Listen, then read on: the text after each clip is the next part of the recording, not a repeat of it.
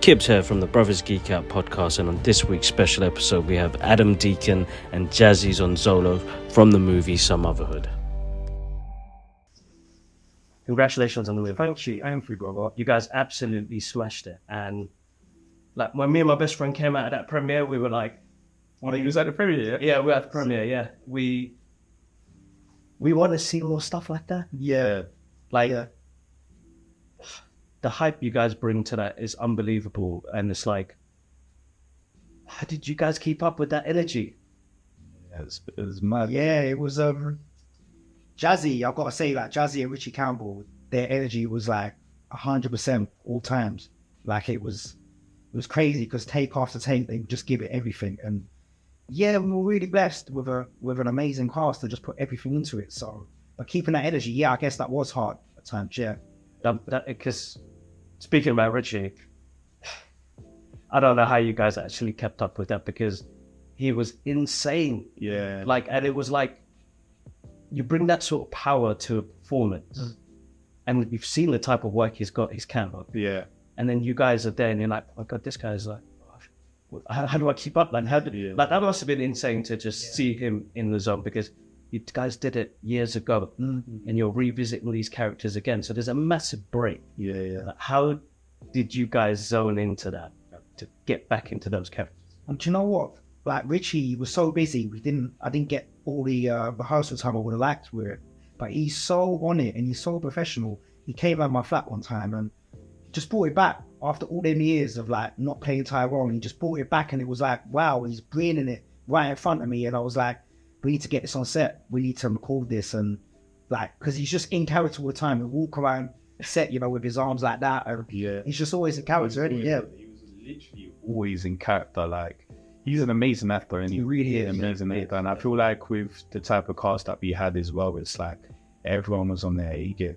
So it was kind of, as much as it was hard, but everyone was just, trying to just top each other, man. Yeah. And I feel like we've done it. Yeah, we did all right. You guys should be proud, honestly. You guys as well. You guys brought that same level of hype from what you did originally to this as well. And how did you guys find that process of like getting that back again and getting that younger self of yourself back to where you are now? I feel like it was kind of easy, I think, personally for me and Az, because I feel like we kind of worked on the script for so long that we kind of knew it inside out. So by the time we got on set, it just felt like second nature. Like, it was just, and it was just getting our head around the fact that these are different characters to what we played in another movie. So it was a different dynamic. It was slightly different. So I guess like what Jazzie was saying, it felt like where we were behind the writing side of it, it only felt right to kind of, by the time we were on set, we just knew it. We just really good. Just kind of knew what we were doing, and we were on the same page a lot of the time. So yeah, and that's great because obviously I was trying to do so much directing. It was good to have Jazzie there where I knew he knew what he was doing. He was on point. Yeah. So that was good. When did you guys start writing for this? Because you guys did this together with Michael. Yeah, Michael. How long ago was the process of like when you guys 2015 we first started looking at different ideas, but it was quite a slow process because we wanted to get it right. We spent a lot of time thinking about really, really small detail. Yeah. But yeah, probably around 2015. Yeah, so it's a long time. For me, this is like an alternate reality story, which is really cool. And you guys are building kind of a universe for us. Like, we've kind of had a stop on movies like this. We didn't see much of this. So it's really brought back a lot of the questions that I've got are from our listeners. And the tone that you guys had in this as well. The one thing that somebody asked was the action scene. Yeah. How long you guys trained with that? You know what? We just went with it, man. We just kind of, I guess we did a bit of training and with Pete and we got fit. But it was really intense because we were trying to do a lot in a very short space of time. It was still quite a low budget film. So we were trying different techniques and just hoping it worked. And then, when I got back to the edit, I was like, wow, okay, everyone's on point. And this looks really good. And yeah, it was amazing to be directing that kind of stuff. From where it was on another to kind of, explosions and car chases. And I felt like a proper director. It felt good, yeah. It was important. It was important for us to have the action as well. Like, I feel like it just took it to a whole different level, and that's what we really wanted. Like, I feel like when you watch a lot of the American films, they kind of got that type of ingredients. Yep. So we were just like, why not, man? Yeah. You guys bring a tone of mental health into this as well. How important was that for you guys? For me, it was really important. I felt like with everything that's kind of been written about me in the press over the years, and I felt like people could be quite scared of that. I felt like I needed to get a conversation going around men's mental health and to kind of take ownership of that as well. So even though me and Rico are completely different characters, I wanted there to be similarities. I wanted obviously him to have bipolar, and just to kind of just touch on certain subjects that can just get a conversation going, just to kind of, but done in a kind of not a preachy way, kind of offensive way, if that makes sense. No, totally. You drop a great line in there in between when they were having that bonding session. Yeah. And with the entire of the movie, did improvisation, some of them, or were you quite trained? Not really, to be honest with you. I feel like as much as I love improv, but I feel like the way we kind of had the script was just really tight. And yeah, It's like we kind of did all that improvisation in our overtime before that, and then if we've done a little bit of improv and we've acted, we put it in the script. So by the time we were on set, it was pretty much let's it was a nice, and which is very rare, to be honest with you. Because I'm a person that really loves to improvise, and but by the time we was there, you know, normally as an actor, like, you might feel a little bit different. You might feel like on the day, like, let me just add this and that or whatever. But yeah, it was just really tight, really, really tight. I wouldn't class this as an indie film for the UK, because I saw it as a big blockbuster movie because of the action scenes and the extra things that you guys did, and the tone of it as well, because the quality changes in that as well. When it came to the look of the movie, did you guys have some references and for me, I guess I wanted to have a kind of musical video element to it, a music video element. So the colors, the shades of color, we spent a long time in the grade trying to perfect that. And I feel like overall, what we managed to achieve was something that definitely looks a step up from where we left off with Anotherhood.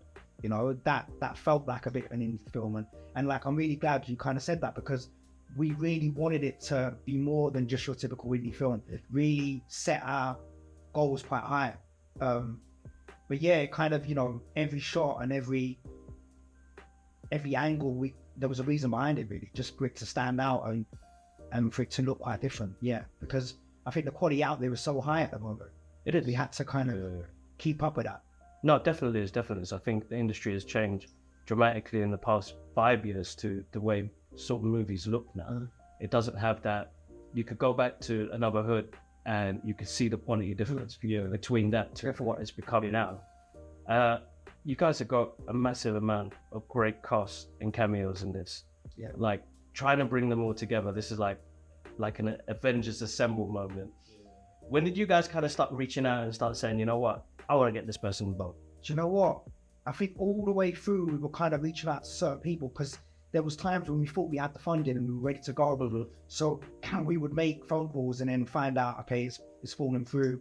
We've got to start from scratch. And obviously, you know, a lot of the cast stuck by us throughout all that. So at London, for instance, we spoke to London from the beginning of 2015. Well, she would pop by when we were writing. And she stuck with it, you know.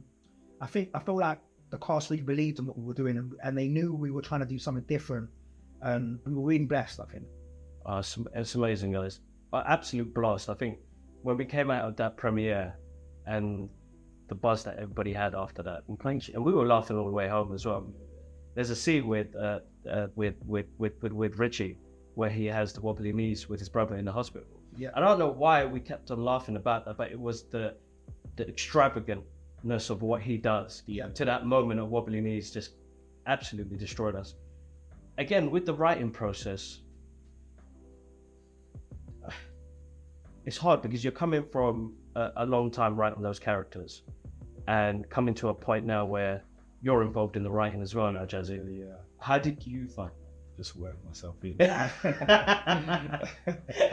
No, but do you know what? For me, it was really good. Like, I feel like I learned a lot.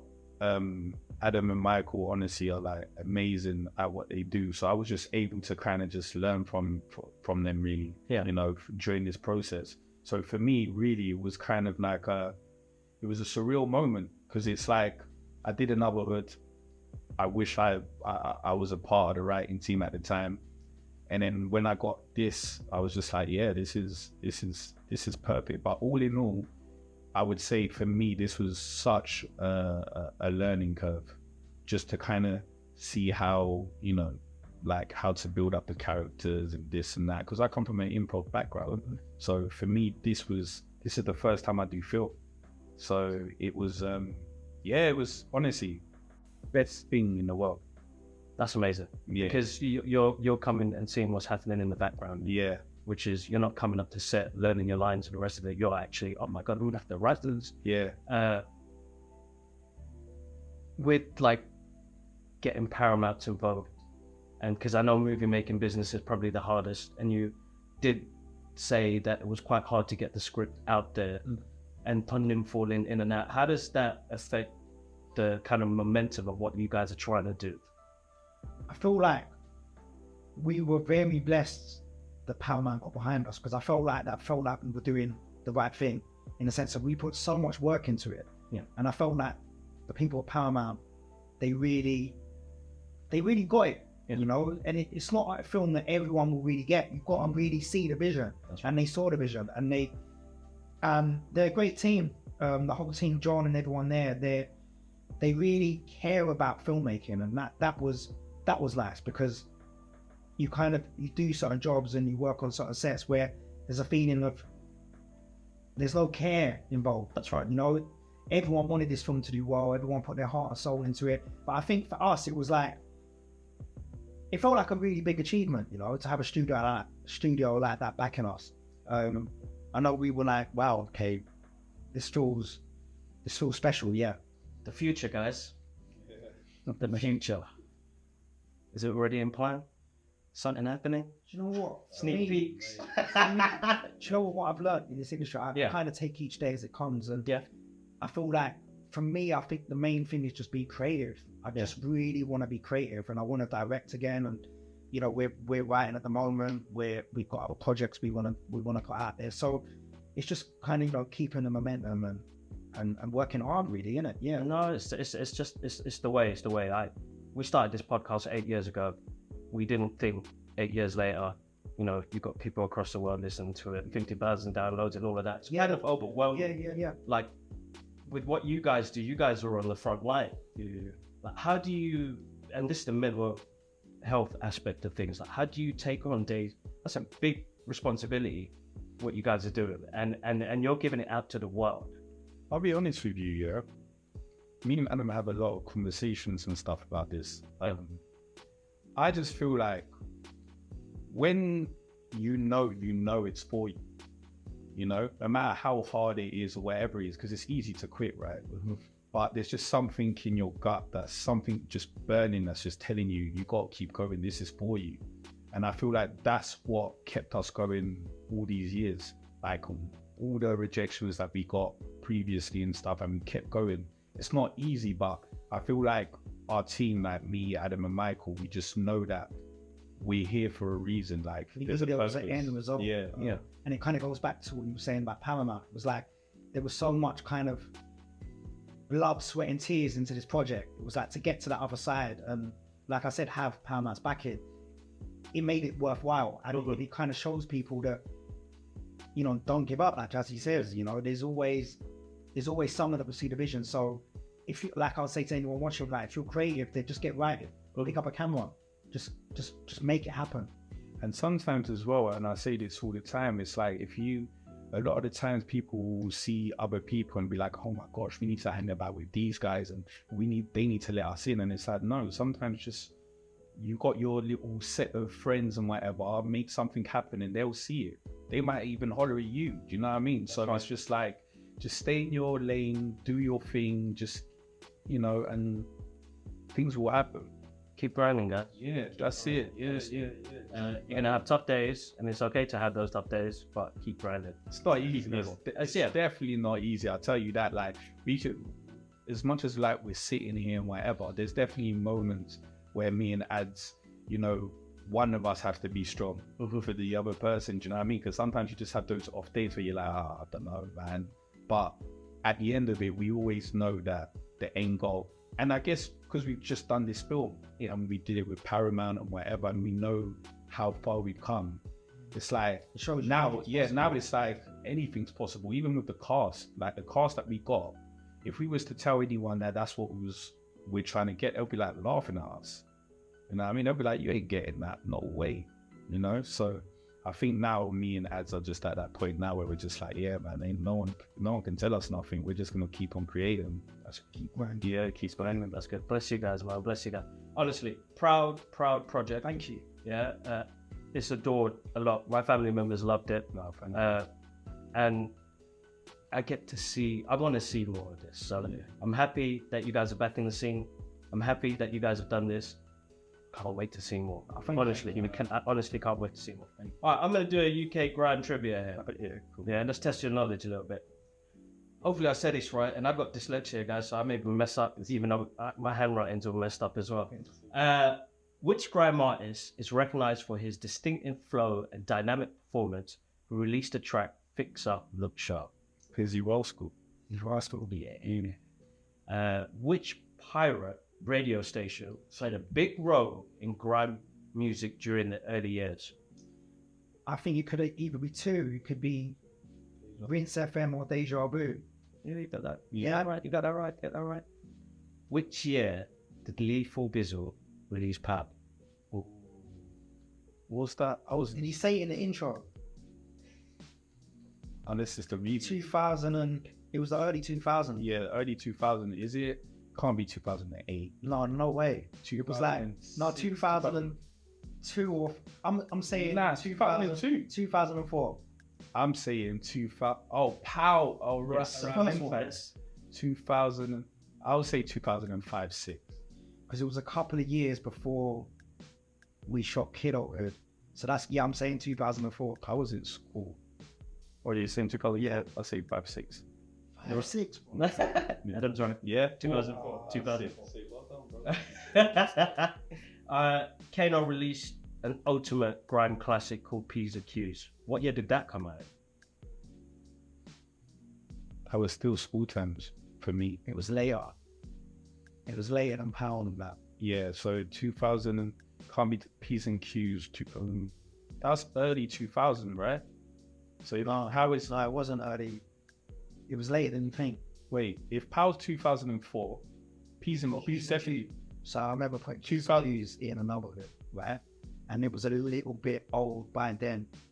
Wait. I would say 2010. 2010? No, 2011. No, 20. No, is that too late? That might be bare late. Because Powell, if Powell come out, wait, 2004. If Powell come out 2004, I reckon P's and Q's come out 2006, 7. I'll say 8. Oh, man, guys. The same year, you know. 2004 it came out. 2004? Yeah. Why did I think it was later than Powell? I thought it might have been later than Powell as well. Oh, this one you guys. Yeah. Yeah, 2004. This one you guys got to get. Do you remember when the Hype Hype Ting was released? The Hype Hype Ting. That was. I know you must know. So that was around another times, and that was 2011. Yeah. Good on you. No, absolutely amazing, guys. Listen, it's out on digital release on the 12th of December, guys. Yeah. I can't thank you enough for the time, guys. Honestly, and it's always nice. It's for me, it's a starstruck moment. No, thank you. Because watching you guys do what you did back then and still doing it now it's inspiring. I'm coming from a background. I'm a comic artist, so I started this podcast with my brother when he moved abroad to Hong Kong, and it's given us opportunities like this. And honestly, your time is valuable. Massive thank you, man. Congratulations again on it. Thank you so much. Honestly, have to shake our hands on how cool that was.